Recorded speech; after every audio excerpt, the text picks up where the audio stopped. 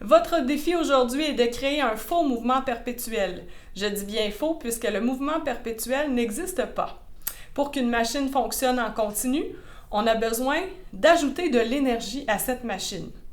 Alors, en équipe, vous recevrez, pour réaliser votre défi, 2 pieds sur lesquels vous pourrez installer le panneau perforé comme ceci, de sorte qu'il soit à la verticale. Vous recevrez aussi un oiseau et cet oiseau pourra être attaché au panneau à l'endroit de votre choix. Alors, votre mission est de faire osciller cet oiseau continuellement, comme ceci. Et pour ce faire, plusieurs objets sont mis à votre disposition. Entre autres, des cames, comme ceci. Nous avons aussi des roues perforées de différents formats et de différentes couleurs. Vous aurez des roues aimantées, des moteurs, des sources avec une pile, des hélices, des tiges perforées, comme ceci, des fils pour des branchements, des aimants, ensuite des cure-pipes, des petits ressorts, des élastiques et du ruban adhésif aussi au besoin. Les pièces pourront être installées à l'aide de jonctions grises, comme ceci, sur le panneau.